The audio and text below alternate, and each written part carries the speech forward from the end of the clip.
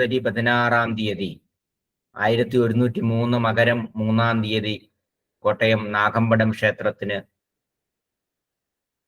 അടുത്ത് വെച്ച് നടക്കുകയാണ്, ആ അങ്കണത്തിൽ വെച്ച് നടക്കുകയാണ്. ഏതാണ്ട് 108 ശാഖായോഗത്തിന് വിശ്വമഹാഗുരുവിന്റെ കയ്യൊപ്പോടുകൂടിയുള്ള സർട്ടിഫിക്കറ്റുകൾ ഗുരുദേവൻ കൊടുക്കുന്നു. അവിടെ നിന്ന് സ്വാമികൾ, നമുക്കറിയാം ഇവിടെ വെച്ചാണ് ഗുരുദേവൻ ശിവഗിരി തീർത്ഥാടനത്തിന് അനുമതി നൽകുന്നത്. വൈക്കം വേലൂർ മഠത്തിലേക്ക് ഗുരു യാത്രയാകും. ഒരുപക്ഷെ ഗുരുവിന്റെ പേരിൽ ഇന്നും കരമടയ്ക്കുന്ന സ്ഥലങ്ങളിൽ ഒന്നാണ്. 1928 ജനുവരി 3-ാമത്തെ ആഴ്ചയിൽ സ്വാമി തൃപ്പാദങ്ങൾക്ക് മൂത്രം പോകാൻ അല്പം തടസ്സം ഉള്ളതായി സ്വാമി തൃപ്പാദങ്ങൾ സൂചിപ്പിക്കുകയും അതിനുവേണ്ടി അല്പം ചികിത്സകൾ ആവശ്യമാണ് എന്ന് തോന്നുകയും ചെയ്യും. ശരിക്കും സ്വാമി തൃപ്പാദങ്ങൾ ഒരു അപാരമായ ഈശ്വര ചൈതന്യത്തിലേക്ക് ലയിക്കുവാൻ, അല്ലെ, പരമാത്മാവിൽ നിന്നും ഉണ്ടായി അതിൽ തന്നെ ലയിക്കുവാൻ, ലോകത്തിലെ സമസ്ത ചരാചരങ്ങളിലും സർവസമയവും തിളങ്ങി നിൽക്കുവാൻ വിശ്വമഹാഗുരുവിന് ഒരു പടി കൂടി മുന്നോട്ട് പോകണ്ടായിരുന്നു. അല്ലെങ്കിൽ അവതാര ലീലകൾ ആടുവാനായി ഗുരു തെരഞ്ഞെടുത്ത ശരീരത്തെ ഉപേക്ഷിക്കുവാനുള്ള സമയമായിരുന്നു. അതിനുവേണ്ടി സ്വാമി തൃപ്പാദങ്ങൾ മറ്റു പല ഭക്തന്മാരുടെ ആഗ്രഹം സാധിച്ചു കൊടുക്കുവാനും മറ്റു പലരുടെയും ഭവനങ്ങളിൽ പോയി തങ്ങുവാനുമൊക്കെ ഉള്ള ഒരു അവസാന കാലമായിട്ടാണ് ചികിത്സാവിധികളെ കാണുന്നത്.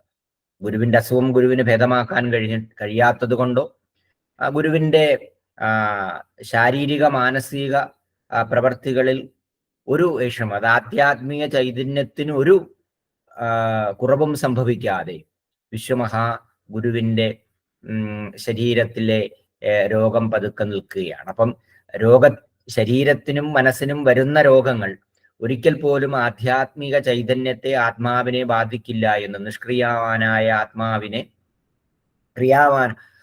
നിഷ്ക്രിയവാനാകുന്ന ആത്മാവിനെ ബാധിക്കില്ല എന്നുള്ള ഗുരുവിന്റെ സൂചന നമുക്കുമുണ്ടാകും. അങ്ങനെ അവിടെ വെച്ച് ഗുരുവിന്റെ ശിഷ്യന്മാർ പാലക്കാട്ടുള്ള കൃഷ്ണനെ കമ്പി മൂലം അറിയിക്കുന്നു. ഡോക്ടർ കൃഷ്ണൻ മകനായ ഡോക്ടർ രാഘവനെ വൈക്കത്തേക്ക് അയച്ചു. സ്വാമി തൃപ്പാദങ്ങൾ സന്യാസ ശിഷ്യന്മാരുടെയും ഗൃഹസ്ഥ ശിഷ്യന്മാരുടെയും അനുവാദത്തോടുകൂടി അവരുടെ ഒപ്പം വൈക്കത്തു നിന്ന് പാലക്കാട്ടേക്ക് പോകാനുള്ള യാത്രാമധ്യേ എറണാകുളം റെയിൽവേ സ്റ്റേഷനിൽ വിശ്രമിക്കുമ്പോൾ ബ്രിട്ടീഷ് അംബാസഡർ കോട്ടൺ സാഹിബ് ഗുരുവിനെ സന്ദർശിക്കുകയാണ്. അതുപോലെ ദർശന കാര്യങ്ങൾ കഴിഞ്ഞ് മറ്റൊരു അസുഖത്തിന്റെ സൂചനകളൊന്നും നൽകാതെ തന്നെ കാണാൻ വരുന്നവരോടും തൻ്റെ അനുഗ്രഹങ്ങൾ ഏറ്റുവാങ്ങുവാൻ വരുന്നവരും അവരവരുടെ വ്യക്തിത്വത്തിലും കുടുംബത്തിലും ശരീരത്തിലും മനസ്സിലുമുള്ള പ്രശ്നങ്ങളെ എല്ലാം പരിഹരിച്ചുകൊണ്ട് അപ്പോഴും ഗുരുദേവൻ ഒരു അപാര സന്യാസി വര്യനായി തുടരുകയുമാണ്. ആലുവ ആശ്രമത്തിലേക്ക് ഗുരുദേവൻ വരുന്നു. അന്നവിടെ തങ്ങി. അവിടെ വെച്ച് ഗുരുവിന് വീണ്ടും ഹെർണിയയുടെ പ്രശ്നം കൊണ്ടും മൂത്ര തടസ്സം ഉണ്ടാകുന്നു. ആലുവ ആശുപത്രിയിലെ ഡോക്ടർ കുഴൽ വെച്ച് മൂത്രമെടുക്കുന്നു. അത് ഗുരുവിന് നല്ല വേദന ഉളവാക്കി. 2 മണിയായപ്പോൾ വിശ്വമഹാഗുരു പതുക്കെ സ്വന്തം സാധാരണയായി ഉപയോഗിക്കുന്ന ഊന്നുവടിയുമായി റെയിൽവേ സ്റ്റേഷനിലേക്ക് നടക്കാൻ പോകുന്നു.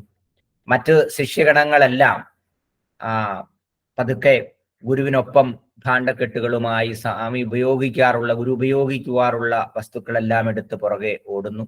ഇടയ്ക്ക് തിരിഞ്ഞു നിന്നുകൊണ്ട് ആലുവ അദ്വൈതാശ്രമത്തിലെ സംസ്കൃത പാഠശാലയെ നോക്കിയിട്ട് ഗുരു പതുക്കെ ചോദിക്കുകയാണ്, ഇതെല്ലാം ഇനി നടക്കുമോ? ഒരുപക്ഷെ ലോകത്ത് അവതരിച്ചിട്ടുള്ള അവതാര പുരുഷന്മാരിലെല്ലാം അവരുടെ ദർശനത്തിനും അവരുടെ കാഴ്ചപ്പാടുകൾക്കും അവർ നിരന്തരമായി സാമൂഹിക സമുദായിക പരിവർത്തനങ്ങൾക്കായി നിലകൊണ്ട മേഖലകളെല്ലാം അവരുടെ ശാരീരിക അവസ്ഥ ഈ ഭൂമുഖത്തുനിന്ന് മറയുന്നതോടുകൂടി ഒത്തിരി ക്ഷയം സംഭവിക്കുകയും ക്ഷതം സംഭവിക്കുകയും ചെയ്തിട്ടുണ്ട്. എന്നാൽ അതിനെ നഖശിഖാന്തമെടുത്തുകൊണ്ട് തൻ്റെ ശാരീരിക ഭാവം നശിക്കുമ്പോഴും തൻ്റെ ലക്ഷ്യങ്ങളും തൻ്റെ ദർശനവും തൻ്റെ ആപ്തവാക്യങ്ങളും 1 കോടി സുഹൃത്തുക്കളിൽ എന്നും നിറഞ്ഞു നിൽക്കുമെന്ന് വിശ്വമഹാഗുരുവിന്റെ വാക്യം അവിടെ നിന്നുണ്ടാകണം. ആത്മകഥമായി ഗുരു പറയുകയാണ്, നടക്കും നടക്കും എന്ന് സുഖതമായി പറഞ്ഞുകൊണ്ട് ഗുരു നേരെ റെയിൽവേ സ്റ്റേഷനിലേക്ക് യാത്രയാവും. പിന്നീടൊരു യാത്ര ആലുവ അദ്വൈതാശ്രമത്തിലേക്കില്ല എന്ന് ഗുരു ഉറപ്പിച്ചുകൊണ്ട് തന്നെ കാലത്തിന്റെ കാത്തു സൂക്ഷിച്ചു വെച്ചിരിക്കുന്ന ആ യാത്രാ വേളയിൽ ആലുവ അദ്വൈതാശ്രമത്തിലേക്ക് വീണ്ടും തനിക്ക് വരാൻ സാധിക്കില്ല, അതിനുള്ള അനുവാദം ഇല്ല എന്ന് ഗുരു പറയുകയാണ്. എല്ലാത്തിനെയും നിയന്ത്രിക്കുവാനും എല്ലാത്തിനെയും മാറ്റിവരയ്ക്കുവാനും കഴിവുള്ള ആ ഗുരു പ്രകൃതിയുടെ നിയമങ്ങളെ മുഴുവൻ അനുസരിച്ചുകൊണ്ട് മുന്നോട്ട് പോകുന്ന വ്യവസ്ഥ. ഒരുപക്ഷെ അവതരിച്ചിട്ടുള്ള അവതാര പുരുഷന്മാർക്കും അറിവ് കൊണ്ടും നന്മകൾ കൊണ്ടും ലോകത്ത് അനേക കാര്യങ്ങൾ ചെയ്യുന്നവർക്കും ഗുരു പ്രകൃതിക്ക് എങ്ങനെ അനുകൂലിയായിരുന്നു, പ്രകൃതിയെ എങ്ങനെ അനുസരിച്ച് ജീവിതചര്യകൾ നയിച്ചു എന്നുള്ളത് വളരെ വളരെ നമ്മൾ പഠിക്കേണ്ടതും അനുസരിക്കേണ്ടതുമാണ്. അവിടെ നിന്ന് സ്വാമിതൃപാദങ്ങൾ ശ്രീനാരായണപുരത്തുള്ള കുറുക്കഞ്ചേരി ആശ്രമത്തിലേക്ക് പോകുന്നു. അന്ന് അവിടെ വിശ്രമിക്കുന്നു. ഡോക്ടർ റാവു ഗുരുദേവനെ പരിശോധിക്കുന്നു. അവിടെ തന്നെ ആയുർവേദം നോക്കാനായി മാമി വൈദ്യരും സിദ്ധവൈദ്യത്തിന്റെ കാര്യങ്ങൾ നോക്കാൻ രാമാനന്ദ സ്വാമികളുമുണ്ട്.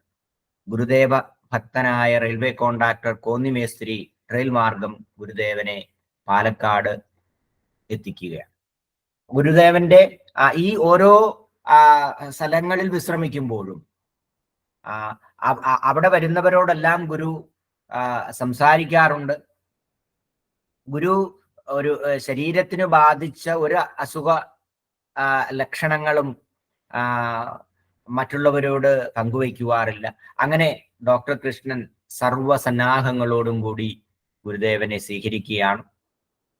ആ പാലക്കാട്ട് നിന്ന് രോഗവിവരം രാജ്യത്തിന്റെ നാനാഭാഗങ്ങളിലേക്കും പത്രമാധ്യമങ്ങളിലൂടെയൊക്കെ എഴുത്തുകുത്തുകളിലൂടെയും എല്ലാം എത്തുകയാണ്. അങ്ങനെ ഗുരുദേവൻ എന്തോ അസുഖമുണ്ട് എന്ന്. കാരണം ഗുരു അന്ന് എല്ലാവരുടെയും മനസ്സിൽ സൂര്യ തേജസ്സായി ഒരു അവതാര ശ്രേഷ്ഠനായി നിലനിൽക്കുമ്പോഴും ഗുരുവിന്റെ ശരീരത്തിനെ ബാധിക്കുന്ന ഒരു അസുഖം ജനങ്ങളുടെ മനസ്സിനെ തളർത്തുമെന്നും അവരുടെ മനസ്സിൽ ആദി ഉണ്ടാക്കുമെന്നുള്ള കാര്യത്തിൽ യാതൊരു സംശയവുമില്ല. അപ്പൊ വർത്തമാന പത്രങ്ങൾ ദിവസം തോറും ഗുരുവിന്റെ രോഗാവസ്ഥയിൽ വന്നുകൊണ്ടിരിക്കുന്ന മാറ്റങ്ങൾ രേഖപ്പെടുത്തുന്നു.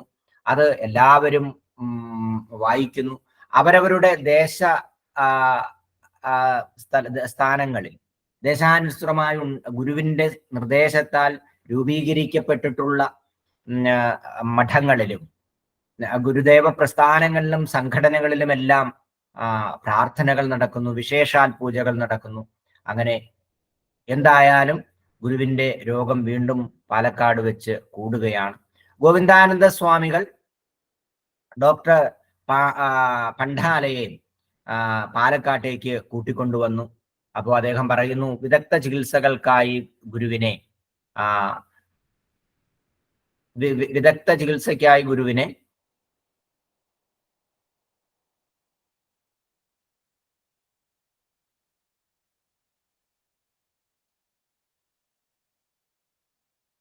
സ്ലൈഡ് കാണാമല്ലോ അല്ലെ?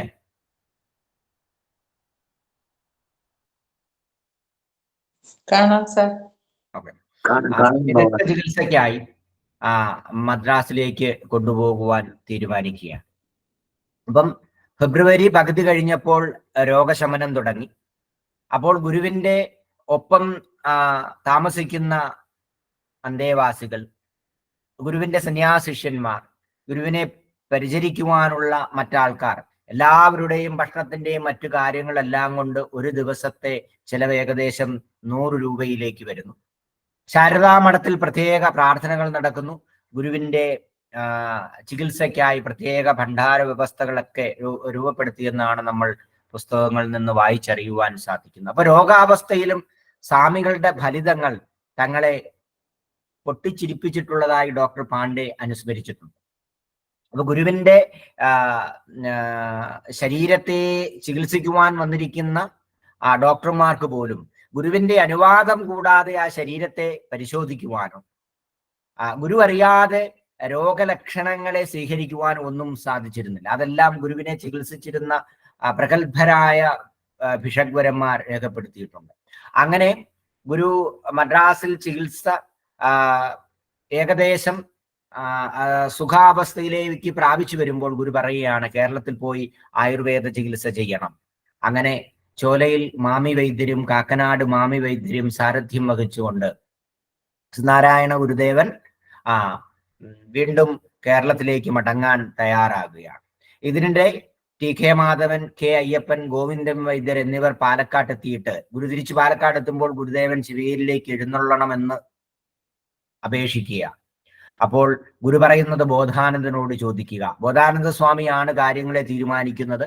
ബോധാനന്ദ സ്വാമി സമ്മതിച്ചു കഴിഞ്ഞാൽ നാം അങ്ങോട്ട് വരാം എന്നും പറയുന്നുണ്ട്. ഏതായാലും ബോധാനന്ദ സ്വാമിയോട് തൃപാദകൻ നേരത്തെ തന്നെ സൂചിപ്പിച്ചിരുന്നു എന്നാണ് പറയുന്നത്. പല ഭക്തരും പല ചികിത്സകൾക്കും പല നാട്ടിലേക്കും ഒക്കെ നമ്മെ കൊണ്ടുപോകുവാൻ ആവശ്യപ്പെടും. അവിടെയൊന്നും നമ്മെ അയക്കേണ്ടതില്ല. കേവലമായ ചികിത്സകളിലൂടെ മാത്രം നമുക്ക് കടന്നു പോയാൽ മതിയെന്ന് ഗുരു സൂചിപ്പിക്കുകയുണ്ടായി. അങ്ങനെ ഗുരുവിന്റെ നിർദ്ദേശങ്ങൾ ബോധാനന്ദ സ്വാമി അടക്കമുള്ള സന്യാസിവര്യന്മാരെ മുൻനിർത്തിക്കൊണ്ട് അത് മുന്നോട്ട് പോവുകയാണ്. 1928 മാർച്ച് 8 തൃപാദങ്ങൾ വർക്കലയ്ക്ക് പുറപ്പെടുവാൻ തീരുമാനിക്കും. അങ്ങനെ എറണാകുളത്ത് സ്വാമി തൃപാദങ്ങൾ വിശ്രമിക്കുമ്പോൾ പ്രൊഫസർ കുറ്റിപ്പുഴ കൃഷ്ണപിള്ള ഗുരുദേവനെ വന്ന് കാണുകയാണ്. അങ്ങനെ ഗുരുദേവൻ അവിടെ നിന്ന് ബോട്ട് മാർഗം കൊല്ലത്തേക്ക് പോകാനാണ്. അപ്പൊ ഗുരു ബോട്ട് ചട്ടിയിൽ കാലെടുത്ത് വയ്ക്കാൻ ഒരുങ്ങുമ്പോൾ ആ സ്ഥലത്ത് നല്ല നനവുണ്ട്. നമുക്കറിയാം, അന്നും ഇന്നും എറണാകുളം ജില്ല നമ്മുടെ ഭൂതലത്തിനൊ തൊട്ടടുത്ത് തന്നെ, തൊട്ടു താഴെ തന്നെ വെള്ളം ഉള്ള സ്ഥലമാണ്. അതുകൊണ്ട് ആ മണ്ണിൽ വളരെ ഈർപ്പം എപ്പോഴും ഉണ്ടാകാറുണ്ട്. ഇങ്ങനെ ഗുരു നനവുണ്ടല്ലോ എന്ന് സൂചിപ്പിച്ച ആ നിമിഷം തന്നെ തൃപാദങ്ങളുടെ ശിഷ്യരിൽ ഒരാൾ തൻ്റെ 2ാം മുണ്ട് തറയിൽ വിരിക്കുന്നു. അങ്ങനെ ആ എറണാകുളത്ത് തടിച്ചുകൂടിയ ഭക്തജനങ്ങളെല്ലാം ഗുരുവിൻ്റെ കാൽപാദങ്ങൾ മണ്ണിൽ പതിയാതെ കൊണ്ട് സ്വന്തം ശരീരത്തിൽ മറച്ചിരുന്ന മേൽമുണ്ട് എടുത്ത് ആ വെള്ളവസ്ത്രത്തിലെ പരവധാനിയിലൂടെ വിശ്വമഹാഗുരു ബോട്ടിലേക്ക് കയറുന്നു. തൃപാദങ്ങൾ അവിടെ നിന്ന് നേരിട്ട് പോകുന്നത് കൊല്ലത്താണ്. കൊല്ലത്ത് ഏകദേശം 15 ദിവസം വിശ്രമിച്ചു. ആ വിശ്രമ വേളയിലാണ് ഗുരുദേവൻ, ഈ സമയത്താണ് SN കോളേജ് നിർമ്മിക്കുവാനുള്ള, അതായത് അവിടെ അന്ന് മിലിറ്ററി മാർച്ചൊക്കെ നടത്തുന്ന ഒരു സ്ഥലമായിരുന്നു അത്. അതിനെ നോക്കിയിട്ട് ഭാവിയിൽ ഇവിടെ ഒരു സരസ്വതി ക്ഷേത്രം ഉയർന്നു വരുമെന്നുള്ള സൂചന നൽകുന്നത് ഈ സമയത്താണ് എന്ന് നമുക്ക് അറിയാൻ കഴിയുന്നു. ഏതായാലും ഇങ്ങനെയുള്ള സ്വന്തം അവതാര ജീവിതചര്യയിലെ ഓരോ പ്രവർത്തികളും അതാത് സമയത്ത് നടക്കുകയും എന്നാൽ ശരീരത്തിന് ചികിത്സിക്കാൻ ആഗ്രഹിക്കുന്നവർക്കും അവസാന സമയങ്ങളിൽ തൻ്റെ ശാരീരിക സാന്നിധ്യം ആഗ്രഹിക്കുന്ന ഗ്രഹങ്ങളിലുമെല്ലാം ഭവനങ്ങളിലുമെല്ലാം ഗുരു എത്തുകയും വേണം. അങ്ങനെ 15 ദിവസം കഴിഞ്ഞ് വിശ്വമഹാഗുരു അവിടെ നിന്ന് നേരെ വർക്കയിലേക്ക് എത്തുകയാണ്. ഇവിടെ തോംസൺ എന്ന കമ്പനിയുടെ ഗസ്റ്റ് ഹൗസിലാണ് ഗുരുദേവൻ താമസിച്ചതെന്ന് ചില പുസ്തകങ്ങൾ രേഖപ്പെടുത്തിയിട്ടുണ്ട്. ഏതായാലും സ്വാമി തൃപാദങ്ങളുടെ മഹാസമാധി സുദിനത്തെ കുറിച്ച് അത്ര വ്യക്തമായ രേഖകൾ പല പുസ്തകങ്ങളിലും ഉണ്ട് എന്ന് നമുക്കറിയണം. അപ്പം വീണ്ടും ഗുരുവിനെ ചികിത്സിക്കുവാനായി ആയുർവേദത്തിൽ പാണാവള്ളി കൃഷ്ണൻ വൈദ്യരും വലപ്പാട്ട് മാമി വൈദ്യരും, അലോപ്പതിയിൽ doctor Palpu, doctor Krishnan, doctor Thampi, doctor Raman തമ്പിയും എല്ലാം എത്തിച്ചേർന്നു. അതായത് ഓരോ ദേശത്തെയും പ്രഗത്ഭരായ ആയുർവേദ, സിദ്ധ, മോഡേൺ മെഡിസിന്റെ ഡോക്ടർമാരും ഗുരുവിനെ ചികിത്സിക്കാൻ എത്തുന്നു. അവരുടെയൊക്കെ ആഗ്രഹങ്ങൾ അനുസരിച്ച്. പക്ഷെ ഈ ചികിത്സിച്ചവരുടെ എല്ലാം അനുഭവങ്ങൾ പിന്നീട് നമ്മൾ ചേർത്ത് വായിക്കുമ്പോഴാണ് ഇതെല്ലാം ഗുരു നടത്തിയ ഒരു നാടകം മാത്രമാണ് എന്ന് നമുക്ക് കാണാൻ സാധിക്കുന്നു. ഒരു പരിധിവരെ നല്ലൊരു ചോദ്യ പരീക്ഷയിലോ അല്ലെങ്കിൽ ശിവീര തീർത്ഥാടനത്തോടനുബന്ധിച്ച് നമ്മൾ നടത്താൻ സാധ്യതയുള്ള വലിയ പരീക്ഷകളിലൊക്കെ ഇങ്ങനെ ഈ സൈഡുകളിൽ നിന്നൊക്കെ ഈ പോയിന്റുകളൊക്കെ വരാൻ സാധ്യതയുണ്ട്. ഈ പാചകം അന്ന് ചെയ്തുകൊണ്ടിരുന്ന നാരായണൻ എന്ന വ്യക്തിയും ഗോപാലൻ എന്ന വ്യക്തി തൃശ്ശൂരിൽ നിന്നാണ്. റിക്ഷാ വണ്ടിയിൽ കയറ്റുവാനും നടത്തിക്കുവാനും ഒക്കെ ദാമോദരൻ കോട്ടയത്ത് നിന്ന്, രാഘവൻ എന്ന വ്യക്തി വർക്കലയിൽ നിന്നുണ്ടായിരുന്നു. അന്നും എന്നും ഗുരുവിന്റെ കാർ ഡ്രൈവർ ജനാർദ്ദനാണ്. ജ്ഞാനവാസിഷ്ടം, ഭഗവത്ഗീത എന്നിവ വായിക്കുവാനായി വിദ്യാനന്ദ സ്വാമികൾ, സ്തോത്രങ്ങൾ ഭംഗിയായി ചൊല്ലുവാൻ സംഗീത വിദ്വാൻ എന്ന് സ്വാമി തന്നെ വിളിച്ച സുഗുണാനന്ദ സ്വാമികളുണ്ട്. താങ്ങി എഴുന്നേൽപ്പിക്കുവാനും ഗുരുവിനെ സദാ പരിചരിക്കുവാനുമായി കെ രാമൻ എന്നുള്ള വ്യക്തിയുണ്ട്. അങ്ങനെ ഗുരുവിന്റെ അവതാര ലീലകളിൽ ഒരു ദിനചര്യ എങ്ങനെയെല്ലാം നടക്കണമോ എന്ന് സ്വാമി തൃപാദങ്ങൾ ആഗ്രഹിക്കുന്ന രീതിയിൽ പ്രവർത്തനങ്ങൾ നടക്കുകയാണ്. എന്നാൽ ഒരു പ്രത്യേക സമയത്ത് ഗുരുവിനെ പരിചരിക്കുവാനായി പലരും ഉറങ്ങാതെ അവിടെ നിൽക്കുകയും അത് അവർക്ക് ശാരീരികമായ മാനസികമായ ബുദ്ധിമുട്ടുകൾ ഉണ്ടാക്കുവാൻ സാധ്യതയുള്ളതും മനസ്സിലാക്കിയ ഗുരുദേവൻ ഉറങ്ങാതെ നിൽക്കുന്ന, അല്ലെങ്കിൽ ഗുരുവിനെ പരിചരിക്കുവാൻ വേണ്ടി തന്നെ മണിക്കൂറുകൾ കളയുന്ന ആ സന്യാസി ശ്രേഷ്ഠന്മാരെ, അല്ലെങ്കിൽ ഗൃഹസ്ഥ ആശ്രമികളെ സ്വന്തം മായി കൃത്യസമയത്ത് ഉറങ്ങുവാനും ഭക്ഷണം കഴിക്കുവാനുമായി പല സൂത്രവിദ്യകളും സ്വാമി ചെയ്തിരുന്നു. അതിൽ ഏറ്റവും അധികം കാര്യങ്ങൾ ചെയ്തത് നരസിംഹസ്വാമിയാണ്. കാരണം നരസിംഹസ്വാമി ഗുരുവിന്റെ എല്ലാ കാര്യങ്ങളും അടുത്തു നിന്ന് പരിചരിക്കാൻ ഒരു 3 ദിവസം കഴിഞ്ഞപ്പോൾ സ്വാമി തന്നെ എന്തോ ഉപദ്രവിക്കാൻ വരുന്നുവെന്നും തന്നെ വേദനിപ്പിക്കാൻ വരുന്ന പോലുള്ള ചില കാര്യങ്ങളെ ഉണ്ടാക്കി നരസിംഹസ്വാമിയെ അവിടുന്ന് മാറ്റി നിർത്തുകയാണ്. അപ്പം അതിന്റെ പുറകിൽ ഒരു പക്ഷേ മറ്റ് നമ്മൾ ചർച്ച ചെയ്യേണ്ട കാര്യങ്ങൾ ഉണ്ടാവാം. അത് നമുക്ക് പിന്നീട് അവസരത്തിലാവാം. ഏതായാലും സ്വാമി തൃപാദങ്ങൾ ചാവക്കാട് വിശ്രമിക്കുന്ന സമയത്ത് ആ മഹാഗുരുവിന്റെ സന്നിധിയിൽ മാതുകുത്തുകാരൻ അഥവാ മാർത്താണ്ഡൻ വൈദ്യരുടെ വീട്ടിലെത്തി അയ്യങ്കാളി ഗുരുദേവനെ സന്ദർശിക്കുകയാണ്. തലപ്പാവ് അഴിച്ചു മാറ്റുന്നു. ഗുരുവിനെ ആദരപൂർവം സാഷ്ടാംഗം പ്രണമിച്ചു നിൽക്കുന്നു. ആ അയ്യങ്കാളിയോട് അയ്യങ്കാളി അങ്ങോട്ടൊന്നും ചോദിക്കാതെ കൊണ്ട് പറയുകയാണ്, നാം ചെയ്യേണ്ടതെല്ലാം ചെയ്തു കഴിഞ്ഞു. ആ വാക്യങ്ങളെ നമ്മൾ വളരെ വളരെ അർത്ഥവത്തായി നമ്മുടെ കർണപുഠങ്ങളിൽ, നമ്മുടെ ഭുക്തിശകലങ്ങളിൽ സ്വീകരിക്കേണ്ടതുണ്ട്. നാം ചെയ്യേണ്ടതെല്ലാം ചെയ്തു കഴിഞ്ഞു. അതായത് ഈ ശരീരത്തിൽ ആത്മാവിന്റെ സന്നിവേശത്തിൽ ഗുരു ചെയ്യുവാൻ പ്രകൃതി വിധിച്ചിരുന്ന എല്ലാ കാര്യങ്ങളെയും ഭംഗിയായി ആധ്യാത്മികമായ, ഭൗതികമായ, വാചികമായ, മാനസികമായ എല്ലാ പ്രവർത്തികളും ചെയ്തവസാനിപ്പിച്ചുകൊണ്ടാണ് താൻ ഈ ശരീരം ഉപേക്ഷിക്കുന്നത് എന്ന് വ്യക്തമായ സൂചന അയ്യങ്കാളിയോട് ഗുരു കൊടുക്കുകയാണ്. പക്ഷെ ഇതെല്ലാം സംഭവിക്കുന്നത് പിന്നീട് ഗുരുവിനെ പഠിക്കുവാൻ ആഗ്രഹിക്കുന്ന, ഗുരുവിന്റെ ദർശനങ്ങളിലേക്ക് ഊഴിയിടുവാൻ ആഗ്രഹിക്കുന്നവരെ എല്ലാം നിറഞ്ഞ മനസ്സോടും നിറഞ്ഞ ബുദ്ധിയോടുകൂടി നിറഞ്ഞ വിശ്വാസത്തോടുകൂടി എന്നും ഗുരുവിൽ നിൽക്കുവാൻ വേണ്ടിയാണ് ഈ കാര്യങ്ങൾ എന്നുകൂടി നമ്മൾ മനസ്സിലാക്കണം. ഗുരുവിനെ അറിയുവാൻ, ഗുരുവിന്റെ അവതാര ലീലകളെ നമ്മൾക്ക് പഠിക്കുമ്പോൾ എന്നും ഗുരു ഓരോരോ ശുഭമുഹൂർത്തത്തിലും അരുളിയ വാക്യങ്ങളിൽ വളരെ വലിയ കാര്യങ്ങളുണ്ട്. ആ കാര്യങ്ങൾ ചില സന്ദർഭങ്ങളിൽ നമുക്ക് തുടർന്ന് ചർച്ച ചെയ്യാൻ സാധിക്കില്ല. അപ്പോൾ അവരുടെ വ്യക്തിത്വത്തിലെ പ്രശ്നങ്ങളെ അറിഞ്ഞുകൊണ്ട് സ്വാമികൾ അവരെ മാറ്റി നിർത്തിയതാണ് എന്ന് നമുക്ക് മനസ്സിലാക്കുവാൻ സാധിക്കും. അത്ര ശ്രേഷ്ഠമായ പദവി അലങ്കരിക്കുന്ന ആ സന്യാസിവര്യന്മാരിലെ ചില കുറവുകളെ നമുക്ക് അത്ര ആഴത്തിൽ ചർച്ച ചെയ്യേണ്ടതുണ്ടോ എന്നും നമ്മൾ മനസ്സിലാക്കേണ്ടിയിരിക്കുന്നു. അപ്പം അയ്യങ്കാളി ഒന്നും സംസാരിക്കുന്നില്ല. തൃപാദങ്ങളെ വീണ്ടും താൻ വണങ്ങിക്കൊണ്ട് അയ്യങ്കാളി അവിടെ നിന്ന് യാത്രയാകുകയാണ്. അപ്പം ഒരുപക്ഷെ ഗുരുവിന് സമാനമായി ഗുരു ആഗ്രഹിച്ച പോലെ പ്രവർത്തിച്ചിട്ടുള്ള, അല്ലെങ്കിൽ മറ്റു സമുദായ സംഘടനകളിൽ പ്രവർത്തിച്ചിട്ടുള്ള, ഗുരുവിനെ സംബന്ധിച്ചിടത്തോളം എല്ലാ ജീവനും ഒരുപോലെ തന്നെയാണ്, അല്ലെ?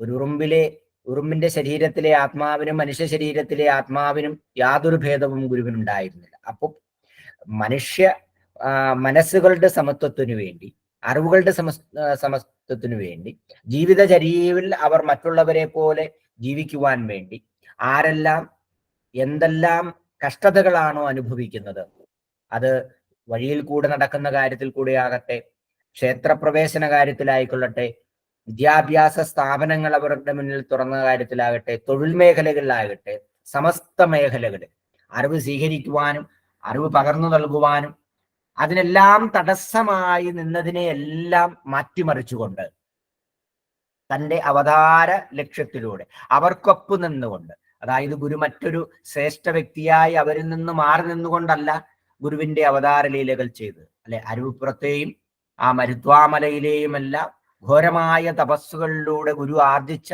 ആ മഹാചൈതന്യത്തെ മുഴുവൻ ഒരു സാധാരണക്കാരന്റെ പ്രവർത്തികൾക്കൊപ്പം നിന്നുകൊണ്ട് അവരെ ഗുരുസമാനമായി അല്ലെങ്കിൽ ആധ്യാത്മികമായി ഭൗതികമായി ഉയർത്തുന്നതിന് വേണ്ടി സ്വന്തം വാക്കുകളും സ്വന്തം പ്രവൃത്തിയും സ്വന്തം ദിനചര്യകളും സ്വന്തം അറിവുകളും നമുക്ക് മുന്നിലേക്ക് അല്ലെങ്കിൽ പ്രവർത്തിച്ചു കാണിച്ചു കൊടുത്ത മഹാ ചൈതന്യമാണ് ഗുരു.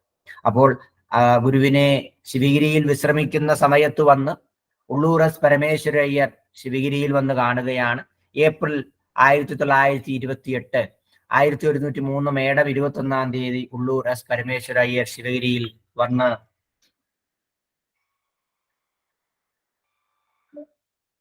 ഹലോ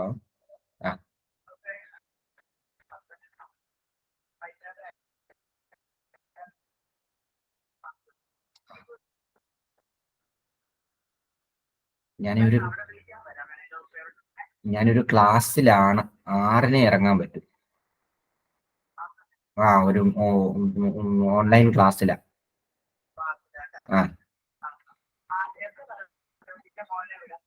അന്ന് 6 മണി ആകുമ്പോഴത്തേക്കും പിന്നെ ഏകതയിലോട്ട് വിട്ടു. ഏകത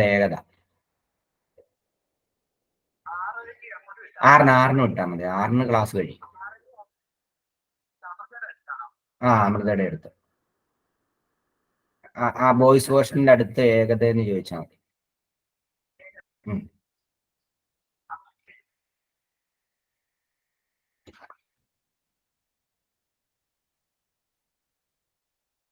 ഈ നമ്മള്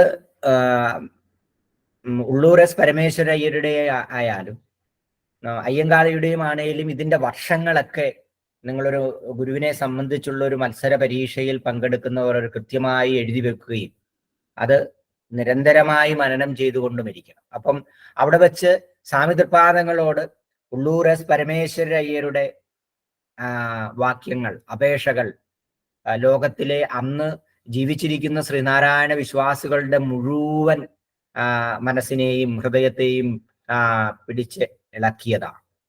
ഉള്ളൂർ ഗുരുവിനോട് പറയുകയാണ്, അങ്ങ് അനേകം പേരുടെ രോഗം മാറ്റുന്നുവല്ലോ, അവിടുത്തെ രോഗം അങ്ങേക്ക് മാറ്റിക്കൂടെയോ? അതായത് ആ ചരിത്ര മുഹൂർത്തത്തിലും ആ ഗുരുവിന്റെ സമാധി ദിനങ്ങളിലേക്ക് അടുത്തു വരുമ്പോഴും ഗുരുവിനെ അടുത്തറിയാവുന്ന, ഗുരുവിന് മാത്രമല്ല ഗുരുവിനെ അടുത്തറിയാം, ഇതിന്റെയൊക്കെ പുറകിൽ, അതായത് ഓരോ ദിനചര്യയിലും ഗുരു മറ്റുള്ളവരോടായി പറയുന്ന കാര്യങ്ങൾ അതാതു സമയത്ത് ചില പത്രങ്ങൾ റിപ്പോർട്ട് ചെയ്യുന്നു. അതായത് ചില മലബാറിൽ നിന്നൊക്കെ ചില റിപ്പോർട്ടുകൾ ഉണ്ടായി, ഗുരു ഒരു മജിഷ്യനായിരുന്നു, മറ്റുള്ളവരുടെ രോഗം മുഴുവൻ മാറ്റി ആ ഒരവസ്ഥ, അങ്ങനെയുള്ള ഒരു കഴിവ് ഗുരുവിന് ഇപ്പം നഷ്ടപ്പെട്ടിരിക്കുന്നു.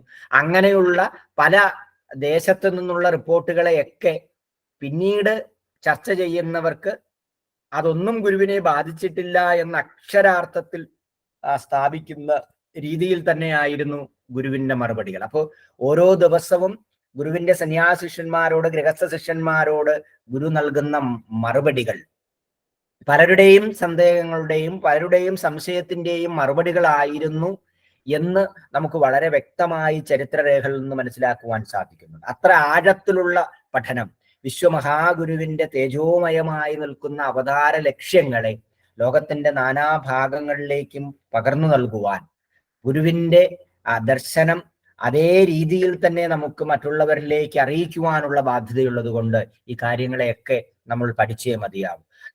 വീണ്ടും ഗുരുവിനോട് ഉള്ളൂർ എസ് പരമേശ്വരയ്യർ യാചിക്കുകയാണ്, അവിടുന്ന് ഏറെക്കാലം ജീവിച്ചിരിക്കണം, അവിടുന്ന് ഒന്ന് സങ്കല്പിച്ചാൽ മതിയല്ലോ. അതായത് സ്വാമിതൃപാദങ്ങൾ ഇതുവരെ ഒരു 73 വയസ്സുവരെ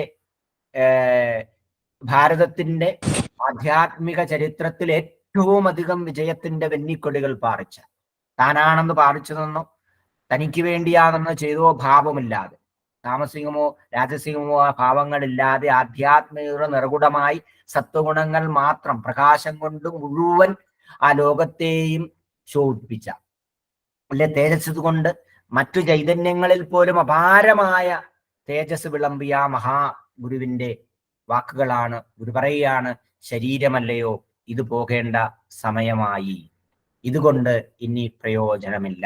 ഇവിടെ ശാരീരികമായി നിലനിൽക്കുവാൻ, ശരീരത്തിന്റെ ബലത്തിനായി, ശരീരത്തിന്റെ സൗന്ദര്യത്തിനായി, ശരീരത്തിന്റെ നിലനിൽപ്പിനായി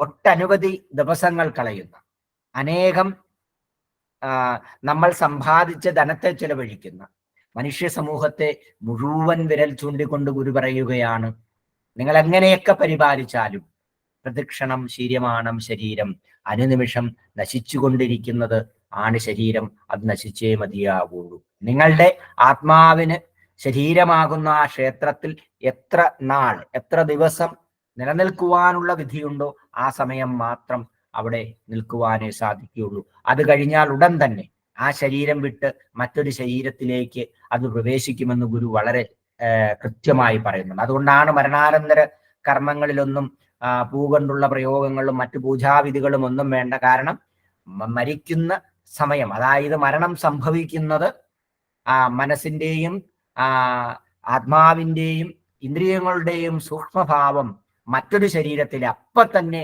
ജനിക്കുന്നതായി ഗുരു വളരെ വ്യക്തമായി പറയുന്നുണ്ട്.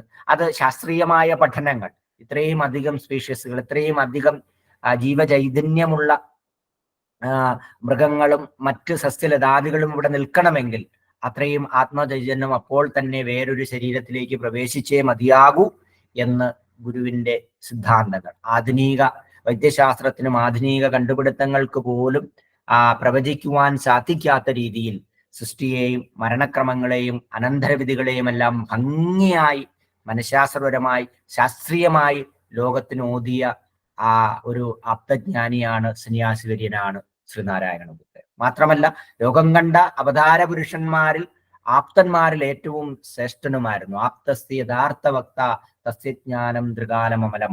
ഭൂതഭാവി വർത്തമാന കാലങ്ങൾക്കതീതമായി എന്തിനേയും പ്രവചിക്കുവാനും എന്തിനേയും വിഭാവനം ചെയ്യുവാനും സാധിക്കുന്ന മഹാചൈതന്യമായിരുന്നു, പ്രതിഭയായിരുന്നു ശ്രീനാരായണ ഗുരുദേവൻ. അങ്ങനെ മുമ്പ് സ്വാമിതൃപാദങ്ങൾ സൂചിപ്പിച്ചതുപോലെ തന്നെ പലരും ഗുരുവിനെ ചികിത്സിക്കുവാനുള്ള ആഗ്രഹങ്ങൾ പ്രകടിപ്പിക്കാറുണ്ട്. പലരും പല വിധികളും കൊണ്ടുവരാറുണ്ട്. എന്നാൽ അതിൽ ഗുരു അംഗീകരിക്കുന്ന, ഗുരു ആഗ്രഹിക്കുന്ന മേഖലകളിലേക്ക് മാത്രമേ ഗുരു പോയിരുന്നുള്ളൂ. ആയുർവേദ കോളേജ് പ്രിൻസിപ്പൽ, അന്നത്തെ ആയുർവേദ കോളേജിലെ പ്രിൻസിപ്പളായിരുന്ന ശ്രീ ഗോപാലൻ പിള്ള ഡോക്ടറും മറ്റു വൈദ്യന്മാരുടെ കൂടി ആലോചിച്ച് ഗുരുവിനൊരു പ്രത്യേക ചികിത്സാ പദ്ധതി രൂപം നൽകുകയാണ്.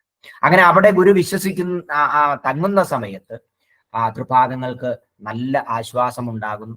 ആ സമയത്ത് ചികിത്സയ്ക്ക് നേതൃത്വം നൽകുവാനായി തൈക്കാട്ട് മൂസും അവിടെ എത്തി ചികിത്സകൾ നിർത്തുവാൻ ഗുരു കൽപ്പിക്കുന്നു. അതായത് ഈ ആയുർവേദ കോളേജിലെ പ്രിൻസിപ്പലിന്റെ വീട്ടിൽ വിശ്രമിച്ച് ചികിത്സ നേടുന്ന ആ സമയത്ത് ഗുരു എല്ലാ ചികിത്സാ വിധികളും നിർത്താൻ പറയുകയാണ്. അതിനുശേഷം ഗുരു വലിയ മാർത്താണ്ഡൻ എന്നറിയപ്പെടുന്ന ഒരു വ്യക്തിയുടെ വീട്ടിലേക്ക് മാറുന്നു. അവിടെ ഡോക്ടർ KG ഗോപാലപിള്ള ഒരു സുകുമാരഘൃത സേവനം നടത്താൻ ആവശ്യപ്പെടുന്നു. അങ്ങനെ ചികിത്സയിൽ ഇരിക്കുന്ന സമയത്ത് ശംഖുഭക്തനുണ്ട്, സംഗീത സ്വാമികളുണ്ട്, ഭാർഗവ വൈദ്യരുണ്ട്. ഗുരുവിനെ പരിചരിച്ചുകൊണ്ടിരിക്കുന്ന നൂറുകണക്കിന് ആൾക്കാരുടെ ഇതിൽ വളരെ പെട്ടെന്ന് ഗുരു പറയുകയാണ്, നമുക്കൊരു കാറ് തരപ്പെടുത്തി തരണം. അപ്പൊ ഗുരു എന്ത് കാര്യങ്ങൾ നടന്നാലും, എന്ത് പ്രവർത്തികൾ നടന്നുണ്ടായാലും, എത്ര വലിയ ജനസഞ്ചയം അവിടെ ഉണ്ടായാലും ഗുരു പ്രത്യേകമായ ഒരു കാര്യത്തെ ആഗ്രഹിക്കുന്നുവെങ്കിൽ അത് ശിഷ്യന്മാർക്ക് പറഞ്ഞാൽ അതിന് യാതൊരു തടസ്സവുമില്ല.